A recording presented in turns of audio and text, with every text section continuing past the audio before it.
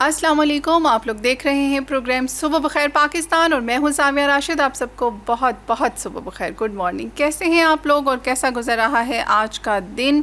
हर रोज़ आपकी खैरियत दरियाफ़्त करना हम अपना फ़र्ज़ अव्वलीन समझते हैं, क्योंकि ये बहुत ज़रूरी होता है कि हमारी ऑडियंस जो है, हमारे जो नाजरीन हैं वो भी खुश रहें। बल्कि हमारी दुआ तो तमाम अपने पाकिस्तानी बहन भाइयों के लिए होती है जो दुनिया के किसी भी कॉर्नर से हमें वॉच कर रहे हैं, सुन रहे हैं।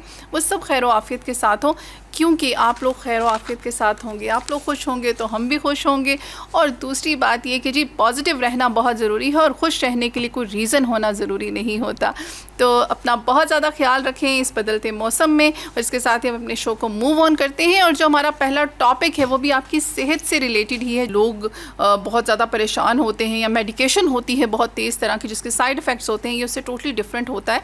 तो इस हवाले से उन्होंने हमसे बात करनी थी, इसकी रीज़न्स क्या होती हैं, होम्योपैथिक जो मेडिसिन है उससे डायबिटीज़ का इलाज किस तरह से मुमकिन है, मरीज़ को कौन सी डाइट लेनी चाहिए और कौन सी नहीं। लेकिन इन सारी बातों को हर डॉक्टर जो है, चाहे वो एलोपैथिक हो या होम्योपैथिक हो, इन्हीं पॉइंट्स को जो है वो सामने रखता है। लेकिन जो सबसे इम्पॉर्टेंट बात थी आज के इस टॉपिक की वो ये थी कि ये होम्यो ट्रीटमेंट के थ्रू हो सकता है। तो डॉक्टर सईद साहब तो टेक्निकल इश्यूज़ की वजह से हमें ज्वाइन नहीं कर पा रहे, लेकिन मैंने आपको बता दिया है कि जी बिल्कुल होम्योपैथिक में इसका इलाज है, इसका ट्रीटमेंट मौजूद है। इसलिए जो है आपने क्या करना है, आपने बिल्कुल परेशान नहीं होना। और अगर बहुत से लोग हैं जो होम्यो ट्रीटमेंट पे जो है वो रिलाई करते हैं, तो आप जा सकते हैं, बिल्कुल जा सकते हैं। तो जब तक डॉक्टर साहब ने हमें ज्वाइन करना है तब तक मैं आपके साथ कर लेती हूँ कुछ न्यूज़ शेयर, क्योंकि हमने तो करनी है आपसे बातें। आप लोगों को बोर तो हमने होने नहीं देना, लेकिन बोर होने के साथ साथ जी बहुत सारी और चीज़ें भी हैं जो हमें देखनी पड़ती हैं, क्या हालात चल रहे हैं। जी डॉक्टर साहब आए और बड़े वो उससे आए। अच्छा जी, शुगर के हवाले से आज आप हमारे साथ शेयर करने वाले थे, उसकी रीज़न्स क्या हो सकती हैं और क्या वो ट्रीटमेंट है जो होम्योपैथिक तरीका इलाज में हम यूज़ कर सकते हैं? जी बहुत शुक्रिया। लेकिन मैं चाहूँगा कि सबसे पहले हमें थोड़ा सा शुगर के हवाले से थोड़ा सा आइडिया होना चाहिए कि शुगर की क्या क्या अलामात होती हैं और हमें कैसे पता चलता है कि इस पेशेंट को शुगर है। कुछ प्री डायबिटीज़ सिम्टम होते हैं जिससे हम एहतियात भी कर सकते हैं, हमें पता भी चल सकता है कि ये बॉर्डर लाइन कंडीशन है, जिसमें एक तो वो है कि क्रेविंग फॉर मीठे खाने की ख्वाहिश होती है, फिर इसके अलावा एंजाइटी और डिप्रेशन, और खाने के बाद से बहुत ज़्यादा सुस्ती का इशू भी होता है। इसके अलावा जो स्पेशली बेली फैट है वो आपका बढ़ना शुरू हो जाता है, भूख ज़्यादा लगना शुरू होती है।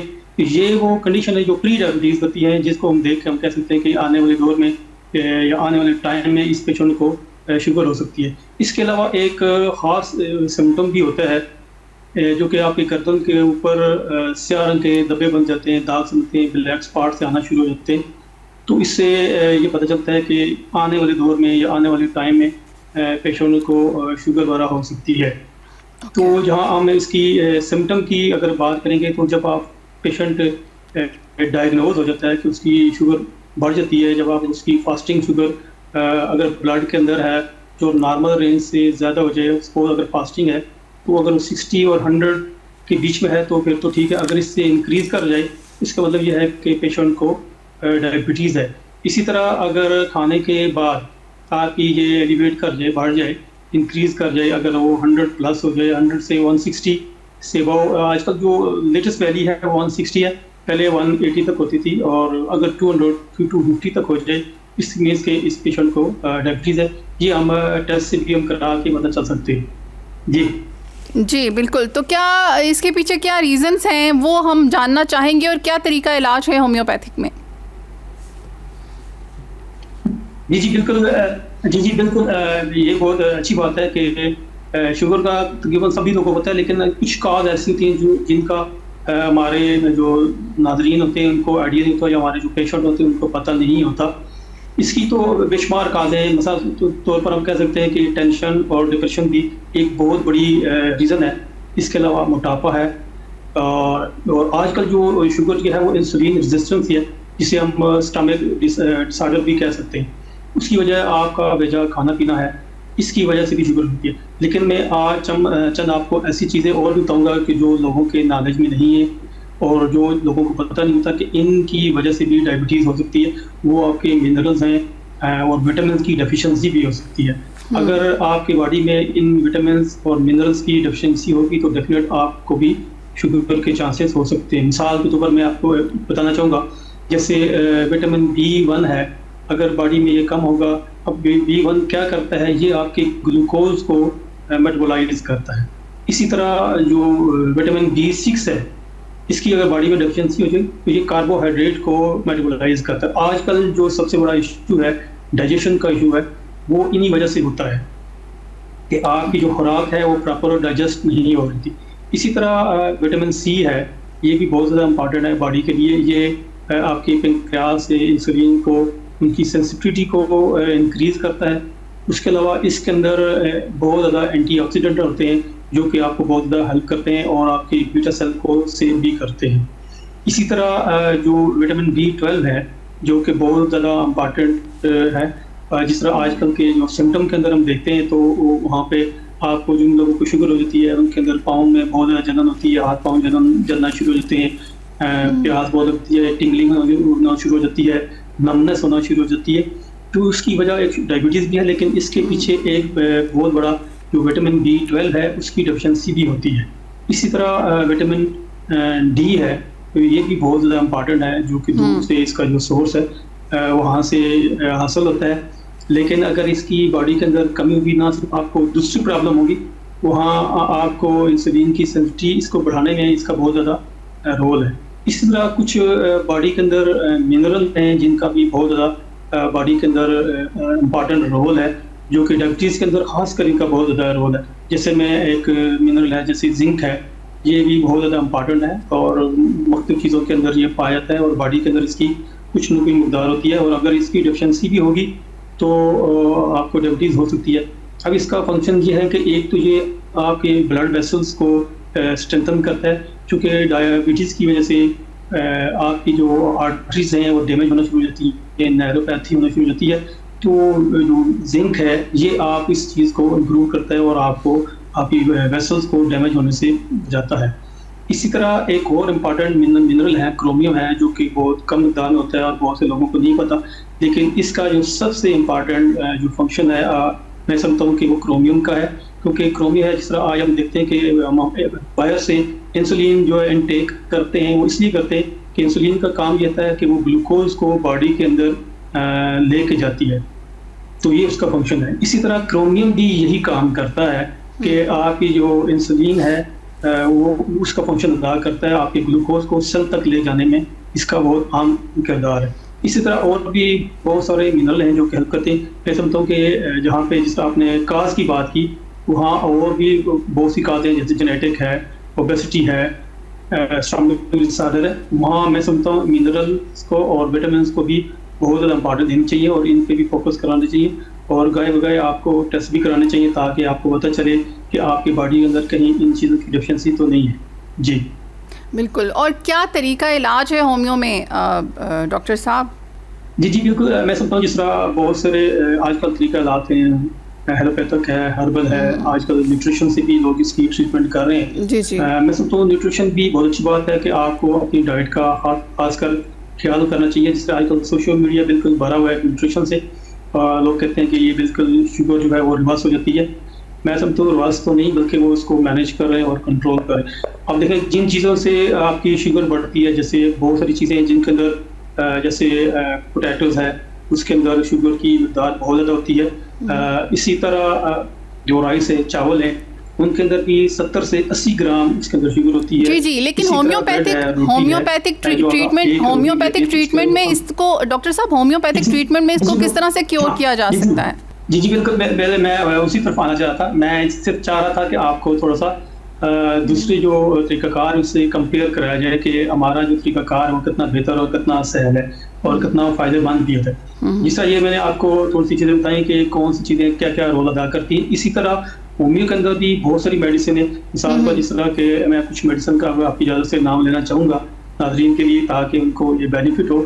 जैसे मिसाल के ऊपर एक मेडिसिन हमारी है चेलिडोनियम है। अब इसका बहुत मेजर रोल है। अब ये क्या करती है, एक तो ये आपकी जो डाइजेशन है उसको बेहतर करती है और फैटी लीवर को बेहतर करती है। इसके अलावा जो इंसुलिन को है वो आपके सेल तक ले जाने में इसकी बहुत ज़्यादा मदद होती है। इसके अलावा एक और मेडिसिन है साइजियम, जैसे कि सब लोग इसको जानते भी हैं। जामुन की गुठली का जामुन आमतौर पर हर्बल में भी क्या नाम लिया आपने डॉक्टर साहब? अभी हमारी ऑडियंस बहुत इंटरेस्ट लेके सुन रही है, तो क्या नाम लिया आपने मेडिसिन का? जी साइजियम काफी मुश्किल नाम है उनका, जो कि जामुन की गुठली से ही बनाई जाती है। अच्छा। और हर्बल में ये डायरेक्ट इस्तेमाल की जाती है, और हमारे यहाँ भी इसको इस्तेमाल किया जाता है। इसका नाम जो हमारे होम्योपैथिक में है वो साइजियम है। अब ये जिस तरह लोगों को बहुत ज़्यादा प्यास होती है, शराब की बहुत होती है, भूख बहुत ज़्यादा होती है, और वेट लॉस हो जाता है, ये सारी इन चीज़ों को पूरा करती है और विदाउट किसी साइड इफेक्ट के। अच्छा। इसी तरह और भी बहुत सी मेडिसिन है, जिससे अगर आपका किसी वजह से इंसुलिन की प्रोडक्शन कम है, बीटा सेल डैमेज हो रहे हैं, तो एक बहुत अच्छी मेडिसिन है एल्बुजोन है, वो उसको इस्तेमाल किया जाता है, जो कि आपके बीटा सेल को रीजनरेट करने में भी बहुत ज़्यादा मदद करती है। इसी तरह जो यूरेनियम नाइट्रिकम है, ये बहुत अच्छी मेडिसिन है, जो खासकर जिन लोगों का वेट लॉस होना शुरू हो जाता है, शुगर की वजह से वीक होना शुरू हो जाते हैं, तो उनके लिए ये बहुत अच्छी काम करती है। ये भी खासकर जिनकी यूरिन के अंदर शुगर की मकदार बहुत ज़्यादा होती है, उसके लिए यूरेनियम नाइट्रिकम जो है ये बहुत अच्छा काम करती है। और ख़ासकर आपका जो वेट लॉस होता है उसके लिए भी ये बहुत ज़्यादा अच्छा काम करती है। फास्फोरस है, आयरस वेसिकुलर है, ये भी आपके पेंक्रियाज को प्रोटेक्ट भी करती हैं, उसको रीजनरेट करने में भी हेल्प करती हैं। खासकर जो मैदे में एसिडिटी या तेज़ाबियत, जो आजकल हमारे जो खाने पीने की वजह जो हमारा लाइफस्टाइल है उसके अंदर बहुत ज़्यादा स्पाइसी आ गई है। ओके, दैट्स ग्रेट डॉक्टर साहब, थैंक यू डॉक्टर साहब, थैंक यू सो मच। आपने इसमें बताया कि होम्योपैथिक ट्रीटमेंट में हम वाकई में इसको बगैर किसी प्रॉब्लम के और बहुत ही कोई साइड इफ़ेक्ट नहीं होता उस ट्रीटमेंट का, और हम उससे इसको ट्रीट कर सकते हैं। टाइम हमारे पास शॉर्ट है जी। Thank you so much doctor साहब, आपने हमें ज्वाइन किया। अब हमारे साथ मौजूद हैं जी राना उमैर, रिपोर्टर हैं रोज़ न्यूज़ से। अस्सलाम वालेकुम। जी वालेकुम सलाम मैम, आवाज़ आ रही है आपको? बस आज उमैर पता नहीं क्या हो गया, हमारे गेस्ट जो हैं ज्वाइन तो कर रहे हैं, लेकिन चलें जी, आवाज़ जो है हमें शुक्र है आपकी आ रही है, लेकिन थोड़ा सा आई थिंक आज टेक्निकल इशू ज़्यादा हो रहा है। अच्छा, मुल्क में महंगाई के ऊपर आज हम आपसे बात करने वाले, बहुत दफ़ा हम आपसे बात कर चुके हैं, आज क्या रिपोर्ट लाए हैं आप? जी मैम, बिल्कुल मुल्क में जो इस वक्त इन्फ्लेशन है उसकी परवाज़ बढ़ती जा रही है। मुल्क में जो इन्फ्लेशन जुलाई का फिगर आया, फिर जो सालाना फिगर आई, वो देख के बिल्कुल हैरानगी हुई सालों साल से, क्योंकि जो हुकूमत के दावे हैं, हुकूमत के दावों से अब जो महंगाई है उसकी शरह कम नहीं हो रही, वो मज़ीद बढ़ती जा रही है, हालात मज़ीद तंग होते जा रहे हैं। अवाम के लिए 2 वक्त का खाना भी मुश्किल होता जा रहा है। पिछले 2 हफ्ते से आलमी मार्केट में तेल की जब प्राइसेस इंक्रीज़ हुई तो पाकिस्तान के अंदर डीज़ल की कीमत में 70 रुपये फ़ी लीटर इजाफा किया गया 2 हफ्तों के दौरान, जो हफ्ते गुजरे हैं। और पेट्रोल का जो इजाफा हुआ उसमें 10 बार डीज़ल महंगा किया गया और 7 बार पेट्रोल की प्राइसेस जो है वो इंक्रीज़ की गई। उसमें सिर्फ जो रिलीफ दिया गया वो 2 रुपये 7 पैसे का पेट्रोल पर रिलीफ दिया गया। उसका जो डायरेक्टली इम्पैक्ट है वो इन्फ्लेशन पर पड़ा है। इन्फ्लेशन पे जो दीगर की हमारी जो घरेलू अशिया हैं वो महंगी हुई हैं। 116% टमाटर जो है वो महंगे हुए हैं इन्फ्लेशन में। और जो जुलाई की महंगाई रही गुज़िश्ता 1 महीने की, जो माली साल का पहला महीना गुजरा, वो 1.2% उसमें इजाफा हुआ।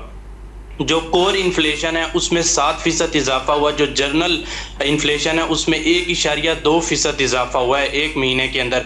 हुकूमत अक्सर दावे करती है कि शहरी और जो देहात हैं उसमें महंगाई की जो शरह है वो 9.2% देहात में है और जो शहरी इलाके हैं उसमें 8%। बट ऐसा नहीं है, जो देहात में महंगाई इस वक्त चल रही है वो 9.9% चल रही है, और शहरों में जो इस वक्त इन्फ्लेशन रेट है वो तकरीबन 8.8% है। तो ये मैयर्स भी हुकूमत की तरफ से गलत दी गई। बट अब जो जुलाई की मैयर्स आई हैं उसमें सालाना तौर पर 9.7% महंगाई की शरह में इजाफा हुआ। हुकूमत की तरफ से जो बजट से पहले एक काबीना का इजलास हुआ था, उसमें फिगर रखी गई थी 8.4% जो महंगाई है उसकी शरह हमने बरकरार रखनी है, बट वो भी अभी मजीद इंक्रीज होती जा रही है। अब इससे इम्पैक्ट क्या पड़ रहा है? इससे इम्पैक्ट ये पड़ रहा है कि जो हेल्थ की सर्विसेज हैं वो महंगी हुई हैं, एजुकेशन महंगी हुई है, पेरिशेबल और नॉन पेरिशेबल पे इम्पैक्ट पड़ा है, जो रेस्टोरेंट हैं, होटल्स हैं, उनके चार्जेस में इजाफा हुआ है। आप स्टेशनरी के आइटम्स देख लें, उसमें इजाफा हुआ है। अंडे 14.2% इजाफा हुआ, उसमें प्याज में 20% इजाफा हुआ, जो सब्जियां हैं उसमें 22% इजाफा हुआ। तो ये दीगर चीज़ें जो ज़रूरत की हैं, डेली रूटीन की चीज़ें हैं, उसमें मुसलसल इजाफा होता जा रहा है और ये इम्पैक्ट जो है वो इन्फ्लेशन क्रिएट करेगी। जब इन्फ्लेशन बढ़ेगी तो ऑब्वियसली ये जो रोज़मर्रा की अशियाँ वो भी दिन पर दिन इजाफा होता रहेगा और जो आम आवाम है जो घरेलू एशिया को ज़्यादा प्रेफर्स करते हैं वो भी डे बाय डे इंक्रीज़ होती जा रही हैं। जी बिल्कुल, डे बाई डे इंक्रीज़ होती जा रही हैं। ये वो ख़बर है मेरे साहब जो हम मुझे लगता है सदियों से सुनते आ रहे हैं। कभी हमने ये नहीं सुना कि महंगाई कम हुई या महंगाई का जो जिन है वो कहीं गायब हो गया। सच में वैसे जिन तो हमेशा गायब हो जाते हैं, हमें ये समझ नहीं आती हम महंगाई का जिन क्यों कहते हैं इसको तो महंगाई की आफत है ये, जो कि ख़त्म होने का नाम ही नहीं लेती और हमें नहीं लगता कि हम इसको कंट्रोल कर पाएंगे अगर यही सूरत हाल रही। Thank you so much Umair साहब, टाइम हमारे पास बहुत शॉर्ट होता है, लेकिन हमने आपके साथ रिपोर्ट शेयर की, उमैर साहब ने आपके साथ रिपोर्ट शेयर की, हमारे रिपोर्टर जो है रोज़ न्यूज़ से, महंगाई के हवाले से, इन्फ्लेशन के हवाले से। इसके साथ ही टाइम होता है छोटी सी न्यूज़ ब्रेक का। स्टे ट्यून, मिलते हैं आफ्टर द ब्रेक।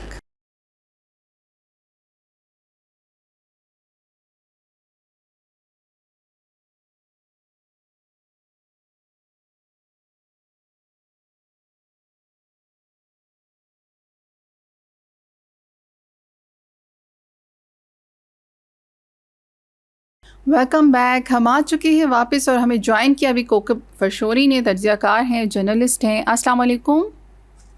वालेकुम अस्सलाम। जी कोकब साहब, आज भी हम आपसे यही जो एक बहुत ही इम्पॉर्टेंट टॉपिक है ग्लोबली जो है डेफिनेटली सी बात है, और हम एक अजीब सी सूरत हाल है, दुनिया किस तरफ जाने वाली है, क्या होने वाला है, बहुत सारे सवालात हैं। फिर मुल्की हालात को अगर देखें तो और ज़्यादा टेंशन होती है कि हम कहाँ जा रहे हैं।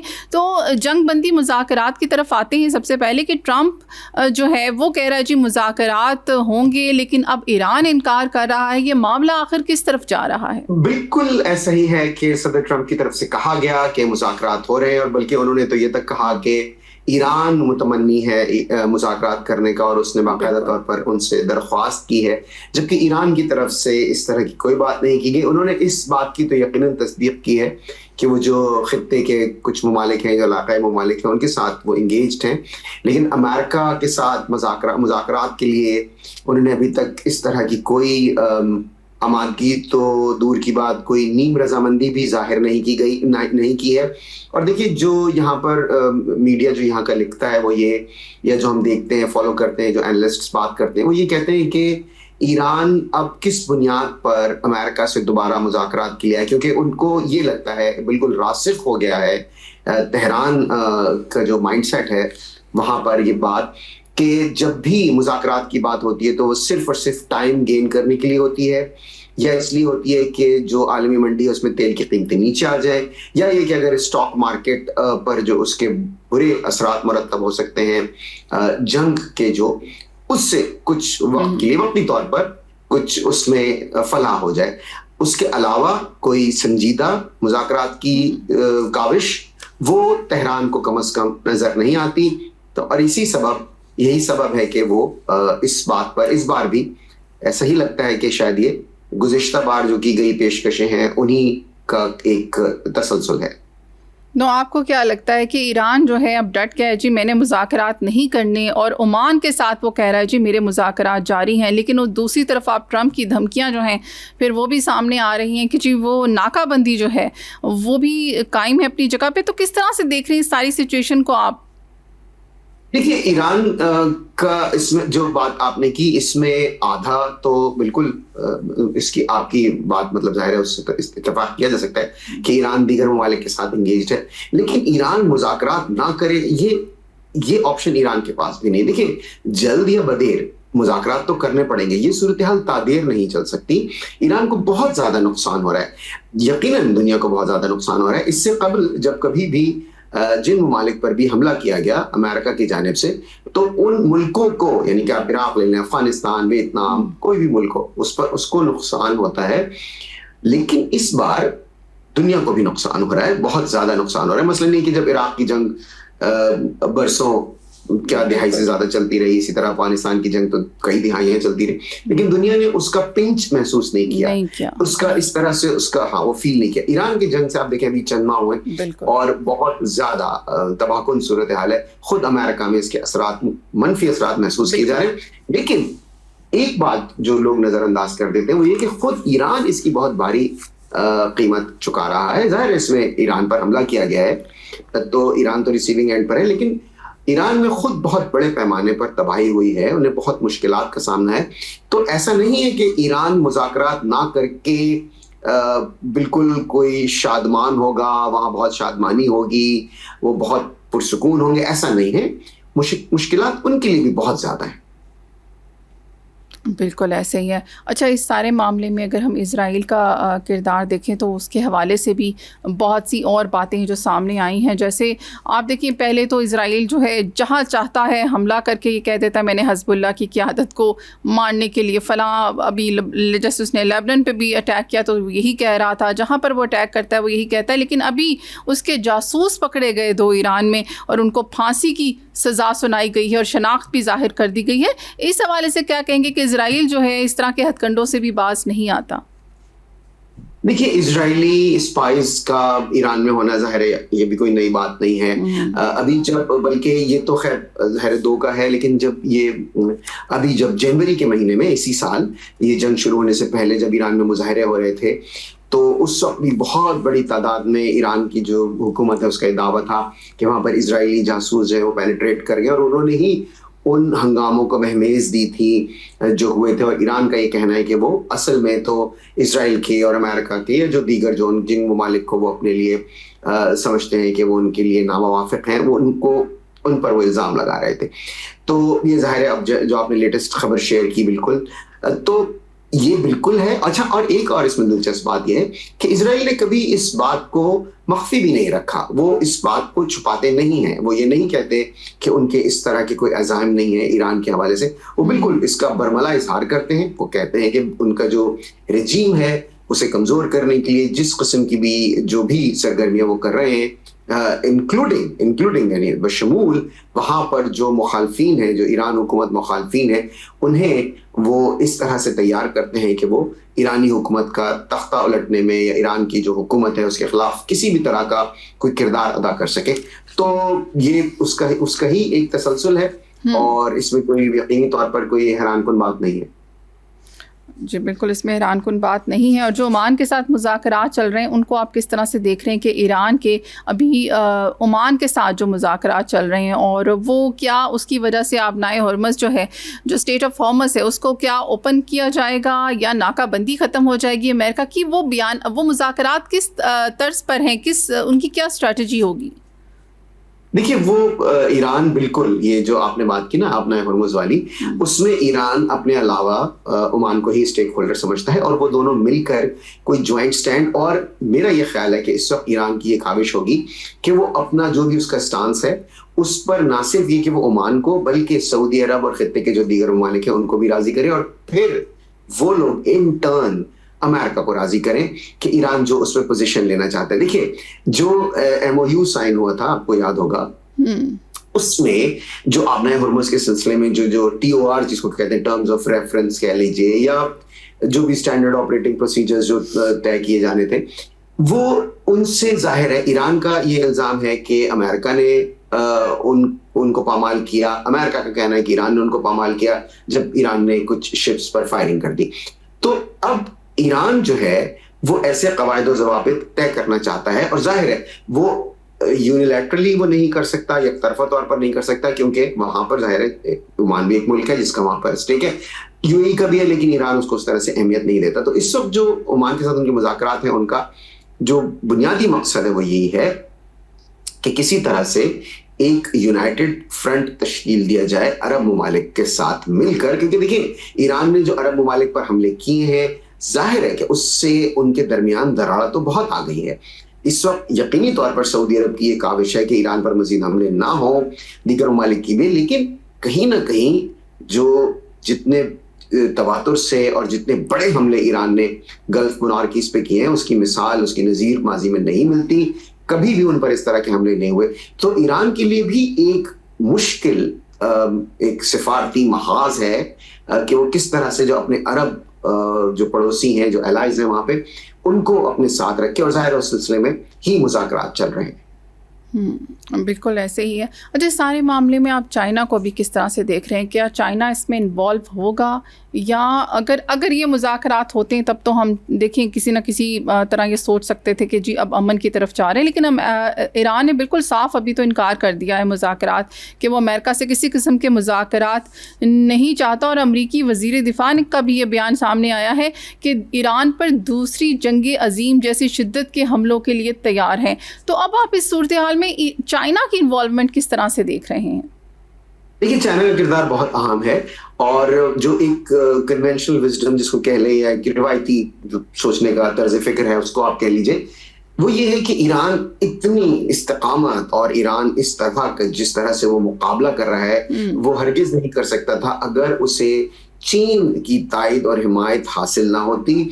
ना सिर्फ ये कि सिफारती तायद और हिमायत, बल्कि खासी हद तक उसे किसी न किसी सतह पर चीन की एआनत भी हासिल है। और जाहिर है कि उसमें उसको इंटेलिजेंस शेयरिंग तो है ही है, वो तो रूस का भी सुनने में आता है, लेकिन असलहे की सतह पर भी किसी ना किसी तरह से। और आपको याद होगा भी सबसे चंद रोज कबल सदर ट्रंप ने कहा कि उन्हें बहुत मायूसी हुई है कि अगर चीन की तरफ से ऐसा कुछ किया जा रहा है। उन्होंने चीन के सदर से बात की थी और उन्हें यकीन दहानी कराई गई थी कि चीन ईरान की एआनत नहीं करेगा, लेकिन मुझे बहुत मायूसी, उनका सदर ट्रंप का कहना। तो देखिए, चीन का किरदार बहुत अहम है, जंग में भी और अमन में भी।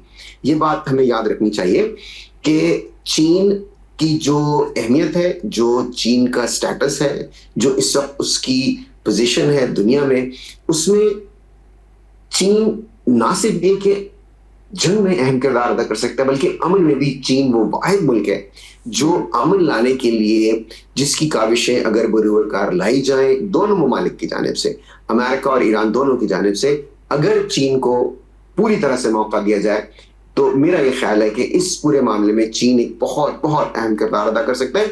और अगर इस जंग को बढ़ावा देना हुआ दोनों ममालिक, ईरान या अमेरिका जिसकी जानिब से भी, तो भी चीन का किरदार नजरअंदाज नहीं किया जा सकता। तो जैसे कि मैंने अर्ज किया कि अमन या जंग दोनों सूरतों में चीन इज द की।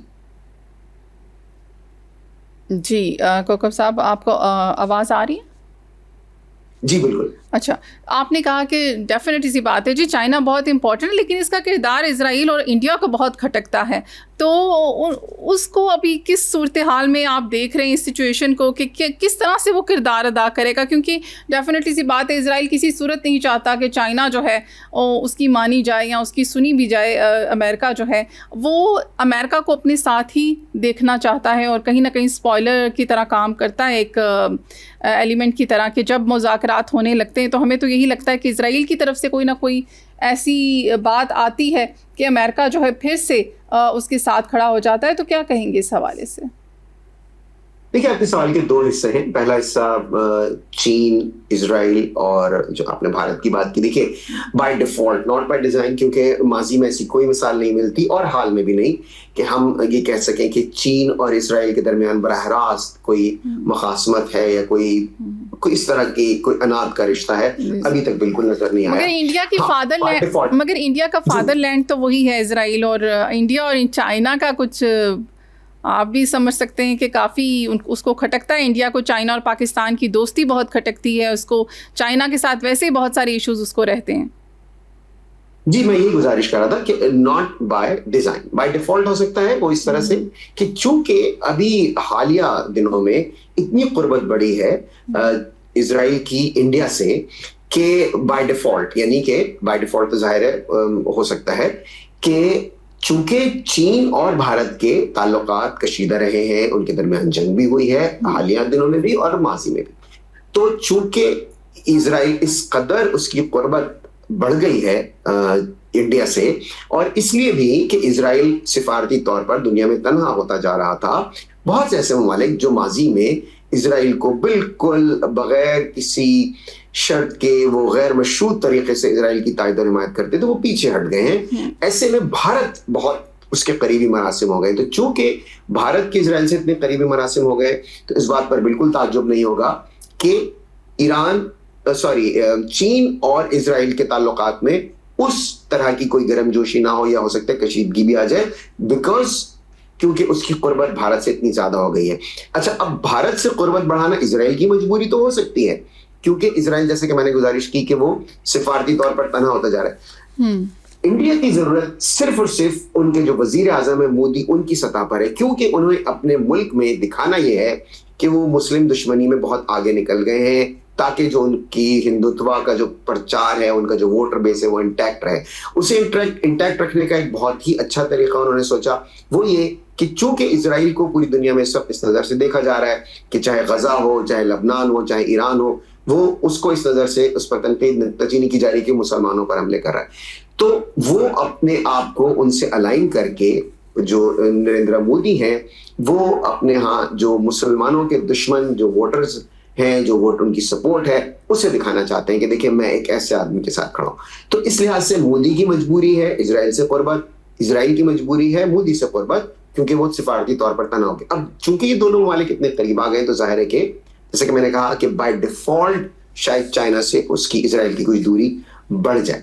अच्छा, तो ये तो आपका, अच्छा, दूसरा जो आपने वो स्पॉइलर वाली बात की, तो वो इल्जाम बिल्कुल इसराइल पर लग रहा है। ना सिर्फ ये कि मतलब दुनिया के दीगर ममालिक में, बल्कि अमेरिका में भी पहले ऐसा नहीं होता था। पहले इसराइल के खिलाफ बात नहीं की जाती थी, अब बहुत तवातुर से, बहुत बाशगाफ अल्फाज में, बहुत गैर मुबहम अंदाज में इसराइल का बाकायदा नाम लिया जाता है, इसराइल पर तनकीद की जाती है। ये कहा जाता है कि इसराइल नहीं चाहता कि ये जंग रुके। ये भी कहा जाता है कि सदर ट्रंप को इसराइल इस जंग में लेकर गया है। तो इस नौयत की तनकीद बिल्कुल इसराइल पर बहुत ही वाशगाफ अल्फाज में यहाँ पर हो रही है। बिल्कुल। अच्छा, अभी जो महंगाई का जो आलम हो चुका है, पेट्रोलियम मसनूआत की हम बात करें, सारे ये जो सारा इफ़ेक्ट आया है, इसका जो इम्पैक्ट पड़ा है वो सीधा जो है वो ग्लोबली पेट्रोलियम मसनूआत पे पड़ा है। तो अभी आप किस तरह से देख रहे हैं कि अमेरिका में क्या सूरत हाल है, क्योंकि आप वहाँ रहते हैं, आपने अच्छे से उसका एनालिसिस भी किया है, तो अभी क्या सूरत हाल है, वहाँ की आवाम क्या इससे खुश है जो अब हो रहा है? बिल्कुल भी नहीं। वो चाहते हैं कि फौरी तौर पर ये जंग बंद हो। देखिए, उमूमन अमेरिकन जो अवाम है, जो पब्लिक है, वो जो फॉरेन पॉलिसी के मामलात हैं उससे थोड़ा अलग थलग रहते हैं। उनके ज़्यादातर उनकी तवज्जो जो है वो अपने मुल्क के अंदरूनी मामलात पर होती है, और उसमें बहुत बढ़ चढ़ कर हिस्सा लेते हैं। इसमें तो कोई शुबा नहीं है। वो सियासत से या यहाँ के समाजी मामलात से लाताल्लुक नहीं रहते हरगिज़। हाँ, खारजा पॉलिसी उनके रेडार पे नहीं होती, वो अपने अंदरूनी मामलात को ज़्यादा अहमियत देते हैं। लेकिन इस बार मामला मुख्तलिफ है, क्योंकि इस बार, जैसे कि मैंने कहा, पहले भी गुजारिश की, कि ये वो जंग है जो कि उस मुल्क की सरहदों तक महदूद नहीं है। जंग ईरान के नुकसान पर ही मौकूफ नहीं है, जंग से खित्ते का भी नुकसान हो रहा है, और पूरी दुनिया में, जैसा कि आपने कहा, कि ऑयल प्राइसेस बशमूल अमेरिका बढ़ गई हैं। तो यहाँ पर भी चूंकि ऑयल प्राइसेस बढ़ गई हैं, गुज़िश्ता आप समझ लीजिए कि जब ये दोबारा से हमले शुरू नहीं हुए थे तो अच्छी खासी कीमतें नीचे गिर गई थी, और लोग काफ़ी शाद थे इस बात पर कि ये नीचे आ गई हैं कीमतें। लेकिन अब वो फिर ज़ाहिर मुतफक्किर हैं, इस बात पर मुतज़ब्ज़िब हैं कि भाई क्यों इस तरह से दोबारा से जंग शुरू हो गई है। इज़्तिराब तो लोगों में है कि किसी न किसी तरह से ये जंग जल्द अज जल्द ख़त्म हो, ताकि ये जो रोज का गैस की प्राइस, पेट्रोल प्राइसेस का ऊपर जाना है, स्टॉक मार्केट का नीचे आना है, ये सब गैर यकीनी की सूरत हाल है, इससे छुटकारा मिल सके। बिल्कुल जी, हम सब यही चाहते हैं, इससे छुटकारा मिल सके। इसका जो सबसे ज़्यादा इम्पैक्ट हमें पाकिस्तान पे नज़र आ रहा है, उसको आप किस तरह से देख रहे हैं? क्योंकि आपके सामने है सारी सूरत हाल कि महंगाई का जो तूफ़ान है वो किस लेवल तक पहुंच चुका है, और जो दूसरे मसाइल हैं उससे वो भी बहुत ज़्यादा जन्म ले रहे हैं इन पाकिस्तान को इस वक्त आप किस तरह से देख रहे हैं? क्योंकि ग्लोबली तो वो अपना बहुत अच्छा डाल रहा है जी, अपना वो क्या कहते हैं, उसका इमेज बहुत अच्छा हो गया है, वो हीरो एज अ हीरो उभर कर आया है। लेकिन अपनी हालात जो हैं उसके इसकी वजह से जो महंगाई है ख़ास तौर पर, और जो दूसरे क्राइम्स इससे जन्म ले रहे हैं, वो बहुत ख़तरनाक होते जा रहे हैं। तो उसको किस तरह से आप देखते हैं? देखिए, शदीद किस्म की नाअहली है पाकिस्तान के हुक्मरानों की, क्योंकि देखिए इस जंग का, जैसे कि मैंने कहा कि पूरी दुनिया के पर इसके असरात हुए, लेकिन किसी भी मुल्क में पेट्रोल की प्राइसेस इतनी ज़्यादा नहीं बढ़ाई गई। बहुत जितनी मामूली सा पाकिस्तान। फ़र्क पड़ा है।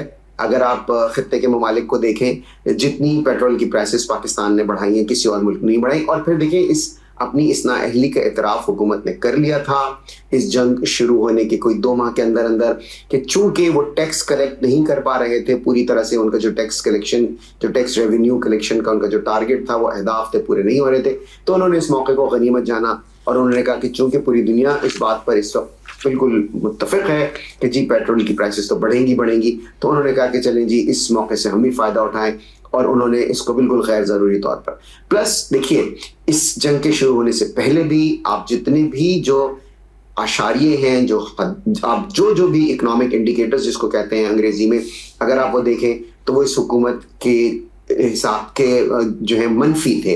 आपकी एक्सपोर्ट्स गिर रही थी, foreign exchange, foreign direct investment कम हो रही थी, मल्टीनेशनल कंपनीज पाकिस्तान से जा रही थी। ये जंग शुरू होने से पहले ही आप देखिए कि इस जंग ने, ठीक है, पूरी दुनिया पे जिस तनासुब से भी असर डाला, पाकिस्तान उससे पहले ही उस गर्दाब में फंसा हुआ था। बिल्कुल। इस हुकूमत को 4 साल का अरसा कम नहीं होता, लेकिन इन्होंने कोकब साहब, ये एक ऐसी बहस है जो कि हम अक्सर कर रहे होते हैं अपने शोज़ में। आई होप कि हमारे इदारों को और हमारी हुकूमती जो हमारे हुक्मरान हैं उनको समझ आ जाए ये बात, तो ज़्यादा अच्छा है। Thank you so much Kokab साहब, आपने हमें ज्वाइन किया। इसके साथ ही टाइम होता है छोटी सी कमर्शियल ब्रेक का। स्टे ट्यून, मिलते हैं आफ्टर द ब्रेक।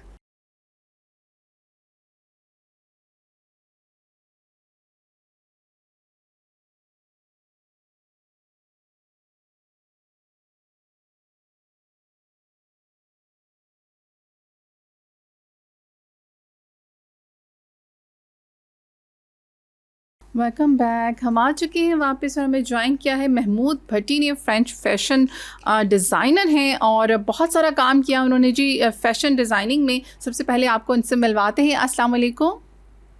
अस्सलाम वालेकुम, क्या है? थैंक यू वेरी मच, आपने मुझे दावत दी है। थैंक यू जी, ऑलवेज़ वेलकम। महमूद भट्टी साहब, आप दुनिया भर में पाकिस्तान का नाम जो है वो रोशन करने वाले एक मारूफ फ्रेंच फैशन डिज़ाइनर है। आपने बहुत सारा काम किया इस इंडस्ट्री में। कैसे, कब से इसको ज्वाइन किया? थोड़ा सा पहले अपने बारे में आज ऑडियंस को बताएं कि किस तरह से इस फील्ड में आना हुआ, क्योंकि ये वो फील्ड है जिसमें ज़्यादा हमने ख़वातीन को पाया है। पता है कि बाहर है ना, आदमी जब जाता है ना अपनी लाइफ डबल जीरो से शुरू करता है। मैंने सारी लाइफ का, मेरी दुनिया को पता है। मैं मेट्रो में सोता था, सफाइयाँ में जहाँ पे मुझे जॉब मिली थी 2 माह के बाद, मैं वहाँ पे सफाई के काम करने का मिला था। वो फैशन डिजाइनर की बहुत बड़ा ऑफिस था। वो मार्केट है 5000 डिजाइनरों की, पेरिस की इंटरनेशनल मार्केट। तो वहाँ पे फिर मुझे सफाई का मिला। फिर मैं देख रहा था फैशन कैसे बन रहा है, चीजें कैसे हो रही है। तो वहां से फिर मैंने सारा काम ये शुरू किया और 2 साल बाद मैंने अपना ऑफिस खोला 80 में, और 86 में मैं महमूद भट्टी बनना शुरू हो गया। उसके बाद कोई 30 कंट्रीज पे मेरी फ्रेंचाइज खुली हो गई। फिर 87 में मैं कोई 200 मिलियन के टर्नओवर शुरू हो गई, कोई 80 मुल्कों में मैं चले गया। और मैं स्कूल कॉलेज नहीं गया फैशन के, ये सब चीज़ें मैंने ऐसे सीखी हुई हैं। घर बनाने, fashion, ladies fashion, western cloth में बनाता था। और भट्टी पेरिस के नाम मेरा लेबर था, इसलिए मैंने भट्टी पेरिस लिखा था। पूरी दुनिया में पाकिस्तान का पता चले भट्टी क्या, पाकिस्तानी आदमी इंसान क्या करते हैं। क्योंकि हमारे पाकिस्तान में बच्चे बड़े इंटेलिजेंट हैं, लोग बहुत इंटेलिजेंट है यहाँ पे, लेकिन उनकी कदर नहीं की जाती, उनका देखना। No doubt. तो भट्टी साहब, आपने इतना, आपको मैं अभी देख रही थी कि कौमी एजाज़ात भी आपको मिले हैं, आपको सितारा इम्तियाज़ भी मिला है, हिलाल इम्तियाज़ भी आपको मिला। तो इतनी आपने समाजी और रफ़ाही खदमात में भी आपका नाम आता है। तो अभी जो आप पाकिस्तान आए हैं, क्या आप इसकी फ्रेंचाइजेस और भी आपकी ओपन है या सिर्फ ये फ्रांस में ही है आपकी? थोड़ा सा इस हवाले से बताएं अपनी, जी अपनी फैशन डिज़ाइनिंग के हवाले से बताएं कि वो जो आपकी फ्रेंचाइजेस हैं वो कहाँ हैं, लोग किस तरह से उसको देख सकते हैं और उसको बाय कर सकते हैं, या ये सिर्फ किसी एलीट क्लास के लिए आपने रखा है? नहीं नहीं, मिडिल क्लास है वो फ्रेंचाइज, क्योंकि मैं वेस्टर्न क्लोथ बनाता हूँ, वो जी। पाकिस्तान में नहीं चल सकते। लेकिन पाकिस्तान में मैं फर्स्ट पाकिस्तानी था जो 96 में मैं फैशन यहाँ पे लेके आया था। फैशन शो मैंने शुरू करवाए थे। यहाँ पे म्यूजिक सिस्टम का नहीं पता था, मेकअप का नहीं पता था, हेयर ड्रेस का नहीं पता था, लड़कियों को पता नहीं था फैशन वो कैसे लेके चलेंगी, कैसे चलना आना चाहिए, क्योंकि ये सारा एक आर्ट होता है। तो ये मैंने पाकिस्तान में शुरू करवा के फिर मैंने एक फैशन डिजाइन स्कूल बनाया गवर्नर हाउस लाहौर की बैक साइड पे, छोटा था वो। मशीनें मैंने अच्छा। भेजी, टीचर मैंने अपने भेजे। अब वो लाहौर की सबसे बड़ी यूनिवर्सिटी फैशन की बन गई है, फैशन डिजाइनर बन गए हैं। ये सारा कुछ मैंने करके गवर्नमेंट को तोहफा दे दिया था, क्योंकि हम ओवरसीज पाकिस्तानी जाके बड़ी मेहनत करते हैं, बिल्कुल। लेकिन हमारा फर्ज बनता है अपने मुल्क में बच्चों को बताएं फैशन क्या होता है, चीजें क्या होती हैं। बिल्कुल। मैंने फाउंटेन हाउस जो अंडी का बच्चों का वो सारा कुछ मैंने करवाया था। अच्छा, मैं पाकिस्तान जबरदस्त। लेम्स में नेक्स्ट यूनिवर्सिटी, आगा खान यूनिवर्सिटी, पंजाब यूनिवर्सिटी मैं लेक्चर देने के लिए जाता हूँ। मैं 10 दफा जज रह चुका हूँ, मिस रशिया के लिए, इटली के लिए, पेरिस के लिए, और मुझे दुनिया से 8 स्टार इम्तियाज, हलाल इम्तियाज मिल चुके हैं। मेरी लाइफ पे 3 सिनेमा मूवीज उन्होंने बनाई है। आदमी फ्रांस में आता है, मेट्रो में सोता है, पैसे नहीं होते, जुबान नहीं होती, वो लाइफ अपनी कैसे करता है, 200 मिलियन टर्नओवर कैसे हो जाती है उसकी। तो ये सारा ना मेरी लाइफ पे बुक्स आई हैं, सारा कुछ आया। ये हमारे बच्चों को पढ़नी चाहिए, बच्चों को देखना चाहिए, जिनकी फैमिली आगे पीछे नहीं होती। बिल्कुल भट्टी साहब, आपने एक लाइफ, एक स्ट्रगलिंग लाइफ आपने स्पेंड की है और तब जाके ये रिवॉर्ड आपको मिले हैं। तो डेफिनेटली रिवॉर्ड अल्लाह देता है, आपको अपनी मेहनत का सिला ज़रूर मिलता है। भट्टी साहब, आप अभी आपने कहा लाहौर में मैंने स्कूल बनाया, तो ऐसे ही मेरे माइंड में एक क्वेश्चन आया। लाहौर पहले ही उसमें बहुत सारे ऐसे अपॉर्चुनिटीज़ हैं यूथ के लिए कि फ़ैशन डिज़ाइनिंग का आप देख लें, वो एक घर समझा जाता है। कराची में भी बहुत सारे ऐसे इंस्टीट्यूट्स हैं। जी, मैं आपको बताती चलूँ जी, महमूद भट्टी के साथ हम बात कर रहे थे, उनके आई थिंक कोई टेक्निकल इशू आया हुआ है, तो उनकी ज़िंदगी एक मेहनत कश इंसान की मुसलसल जद्दोजहद और बैनुल अक़वामी कामयाबी की बेहतरीन मिसाल समझी जाती है। 1970 की दहाई के अख्ताम पर 1977 में वो फ़ैशन की दुनिया का मरकज़ समझे जाने वाले शहर पेरिस मुंतकिल हो गए। उन्होंने इब्तदाई मुश्किलात उनको बहुत ज़्यादा पेश आई, जैसे आपने उनकी ज़ुबानी अभी सुना कि जी वो मेट्रो में सफ़र करते थे, मेट्रो में सोते थे, और बहुत मेहनत की उन्होंने। और जहाँ पर वो सफाई का काम करते थे वो एक फ़ैशन हाउस था, वहीं से उन्होंने सब कुछ सीखा। और जी भट्टी साहब, आपको आवाज़ आ रही है? आ रही, बिल्कुल आ रही है। अच्छा जी। तो भट्टी साहब, मैं कह रही थी, आपने लाहौर और कराची में तो पहले बहुत सारी अपॉर्चुनिटीज़ हैं, आप यहाँ हमारे फेडरल में भी आए, यहाँ पे भी कोई काम करें, कोई इंस्टीट्यूट कोई अपॉर्चुनिटी दें बच्चों को। नहीं, बच्चों को बिल्कुल मैं देने के लिए तैयार हूँ। मैं पाकिस्तान आता भी इसलिए हूँ, मैं सब चीज़ें मैंने पाकिस्तान के लिए की हैं, अपने मुल्क के लिए, तो वो मेरा फ़र्ज भी बनता है, हमारे ओवरसीज पाकिस्तानियों को बनता है। कराची भी मैं जाता हूँ वहाँ पे लेक्चर देने के लिए यूनिवर्सिटीज़ में, फैशन की यूनिवर्सिटीज़ में। मैं इस्लामाबाद भी जाता हूँ, पूरी दुनिया में मैं जाता हूँ, शिकागो, डिपोल, पेरिस यूनिवर्सिटीज़ में। अब मेरी बुक्स भी आ रही है और नई बुक भी आ रही है सारा, क्योंकि ये मेरा मुझे इन चीज़ों का शौक है, मुझे और कोई शौक नहीं है, ठीक है ना। हमने अपने साथ कुछ नहीं, मेरी कितनी प्रॉपर्टी है वो शौकत खानों पे चली गई हुई है, मेरे पास तो 1 रुपया नहीं है।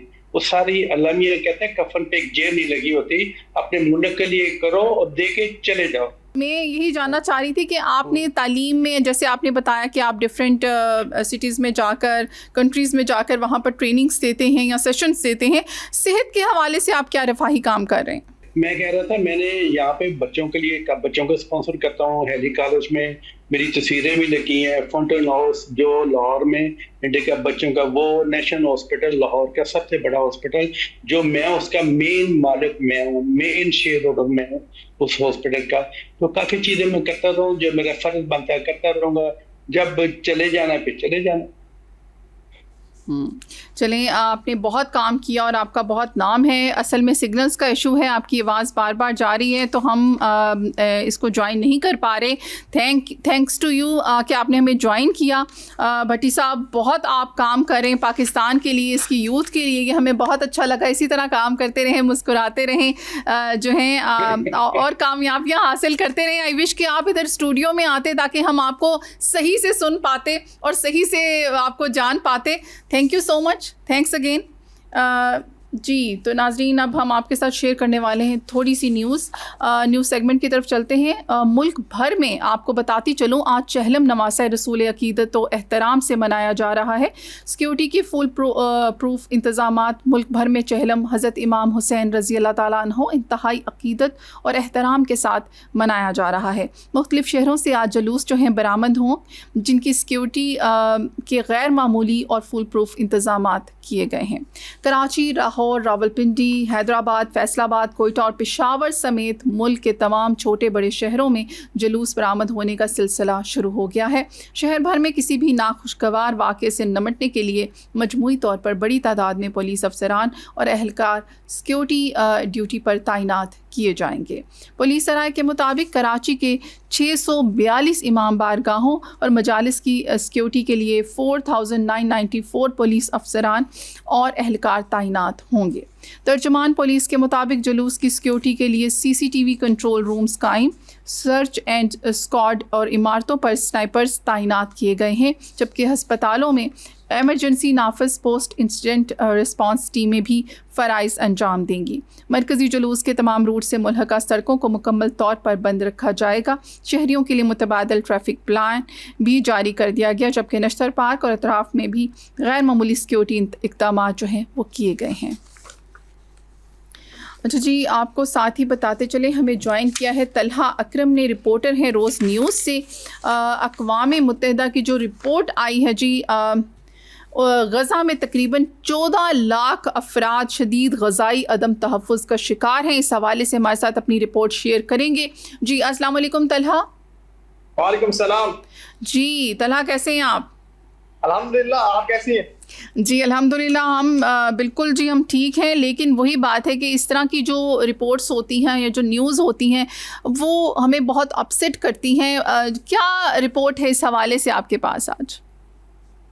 जी बिल्कुल, गाज़ा बहुत लंबे अरसे से एक ऐसा तनाज़ा है जो कि तवज्जो तलब है, चाहे वो यूनाइटेड नेशन सिक्योरिटी काउंसिल हो, UN के दीगर इदारे हों, दुनिया के ह्यूमन राइट्स की तंजीमें हों, लेकिन बदकिस्मती से वहाँ पर कोई ऐसी तवज्जो नहीं दी गई। और जब से 28 फरवरी से ईरान अमेरिका जंग शुरू हुई है, उसके बाद हमने देखा कि ये मामला काफी पसे पुश चला गया। इसको वो तवज्जो जो कवरेज मिलनी चाहिए थी मीडिया पर, शायद वो नहीं मिल पा रही। उसकी जगह ईरान अमेरिका जंग ने ले लिया। हम देखते हैं ईरान अमेरिका जंग की बात हो रही होती है, लेबनान की बात हो रही होती है, लेकिन गाजा की बात अब नहीं हो रही होती। और इसी दौरान जो नेतन्याहू के एक्सट्रीमिस्ट आइडियाज हैं, अब एक्सपेंसिव जो उसके आइडियाज हैं अपने आप के, और वो जो ज़ायनिस्ट लॉबी है वो काफी ज्यादा वहां पर जो इस वक्त जो जुल्म है वो ढा रही है। और इसी तनाजुर में एक रिपोर्ट अभी सामने आई UN की, जिसमें ये बताया गया कि किस कदर जो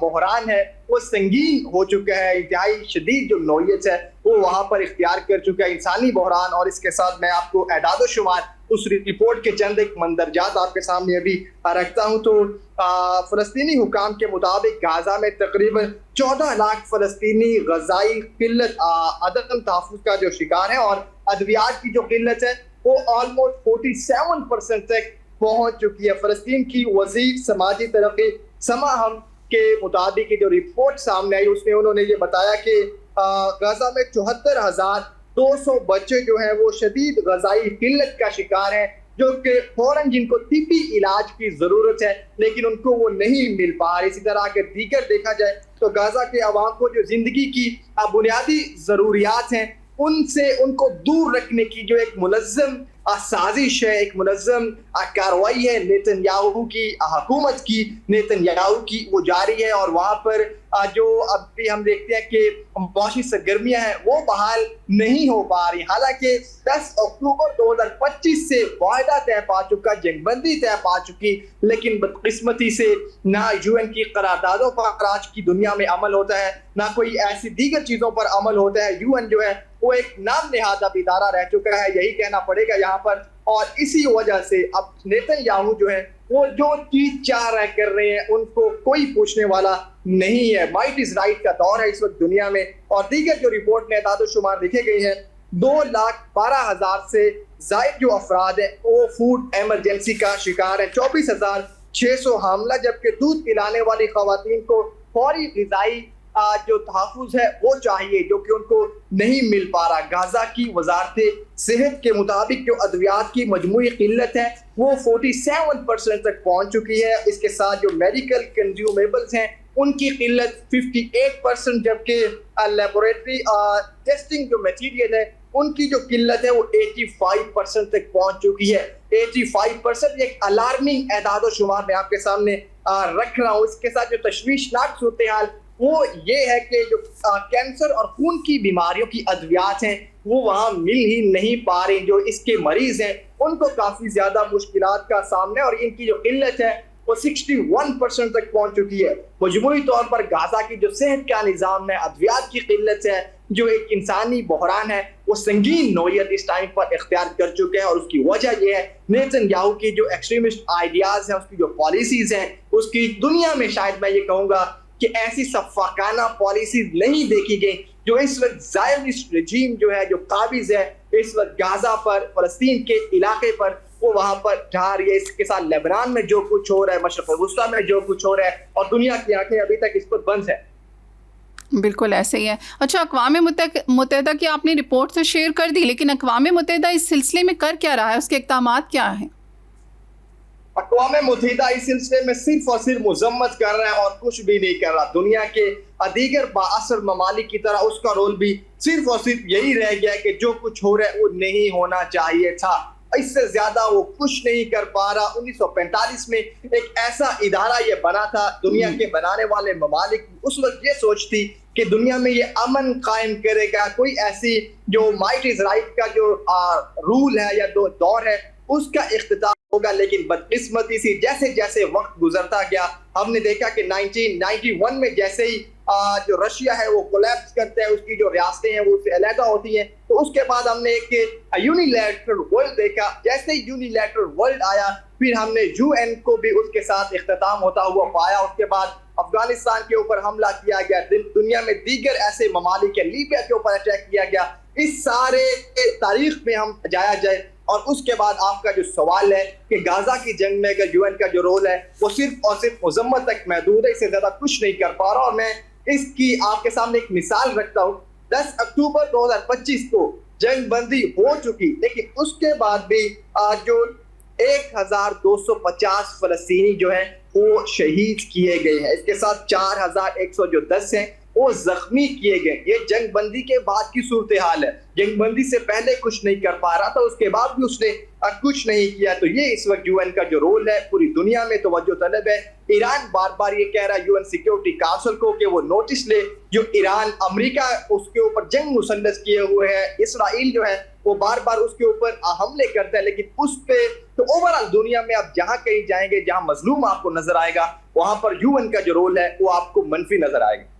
इसके क्या रीज़न्स हैं? पूरी दुनिया के सामने आ चुका है, अक़वाम मुत्तहिदा ख़ुद ये रिपोर्ट शेयर कर रही है, लेकिन वहाँ तक हम क्यों नहीं ग़ज़ा पहुँचा पा रहे? ग़ज़ा तो दूर की बात, हम वहाँ अद्वियात नहीं पहुँचा पा रहे। मतलब हम सब जानते हैं, लेकिन कोई भी कुछ भी इस सिलसिले में नहीं किया जा रहा। बिल्कुल, इसमें जो मैं ये कहूँगा कि इस वक्त दुनिया का जो एक निज़ाम था, जो एक वर्ल्ड ऑर्डर बनाया गया था आफ्टर वर्ल्ड वॉर 2, वो कोलैप्स कर चुका है। और उस वर्ल्ड ऑर्डर का मकसद ये था कि उसने दुनिया में एक निज़ाम कायम करना था, उसने गरीब और अमीर में फ़र्क को ख़त्म करना था। लेकिन बदकिस्मती से जैसे जैसे वक्त गुजरता गया, तारीख आगे जाती रही, तो वो अपने आप को दोहराती रही, उसने अपने आप को चेंज नहीं किया। जो ताकतवर था वो मजीद ताकतवर होता गया, गरीब गरीब होता गया। और उसकी सबसे बड़ी वजह कि दुनिया के 5 ममालिक काबिज है इस वक्त दुनिया के वो फैसले करते हैं। P5 जिनको कहा जाता है, वो कोई भी दुनिया का फैसला हो, वो उसमें एक भी अगर वीटो कर दे तो वो फैसला नहीं हो पाता। तो इससे ही हमें ये चीजें नजर आती हैं कि दुनिया का कोई फैसला दुनिया को ओवरऑल कंट्रीज को लेकर किया ही नहीं जाता। वो 5 मुल्क हैं, वो दुनिया के अमन के लिए भी फैसला करते हैं, वो दुनिया की अच्छाई के लिए भी फैसला करते हैं, दीगर जितने भी उमूर हैं। तो जब 5 मुल्क पूरी दुनिया का फैसला करेंगे तो आप कैसे सोच सकते हैं कि वो अपने इंटरेस्ट के खिलाफ जाएंगे? कोई भी मुल्क इस वक्त दुनिया में इंटरेस्ट के खिलाफ नहीं जाता। इस वक्त इंटरेस्ट का दौर है, माइट इज राइट का दौर है।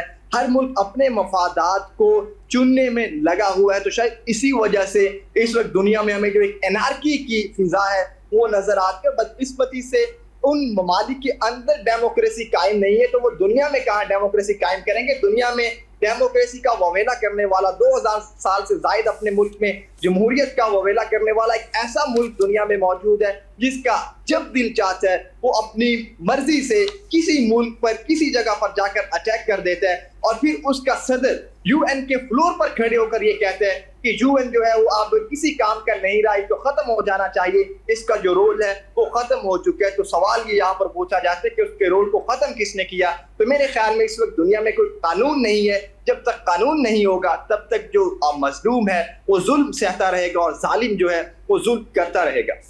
जी, मज़लूम जो है वो जुल्म सहता रहेगा और जालिम जुल्म करता रहेगा। आई होप कि ये ना हो। तला अकरम, थैंक यू सो मच, आपने रिपोर्ट शेयर की अक़वाम मुत्तहिदा की गज़ा के हवाले से, आपने हमें ज्वाइन किया।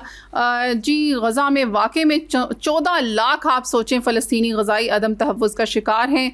बच्चों, हामला ख़वातीन और लाखों अफराद को फ़ौरी तौर पर ना सिर्फ ग़ज़ा बल्कि सेहत के हवाले से उनको अद्वियात की भी ज़रूरत है, जो कि हालात ये हैं कि रिपोर्ट्स तो हम शेयर कर रहे हैं लेकिन हम कर कुछ नहीं रहे।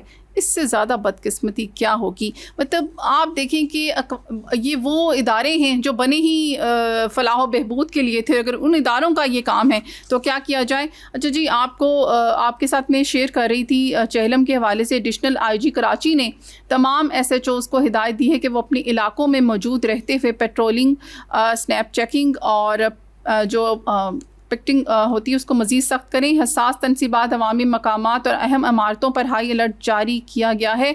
शहर के दाखिली और ख़ारजी रास्तों पर नाकाबंदी मज़ीद मरबूत बनाते हुए चेकिंग और सर्चिंग के अमल को मौसर बनाया गया है।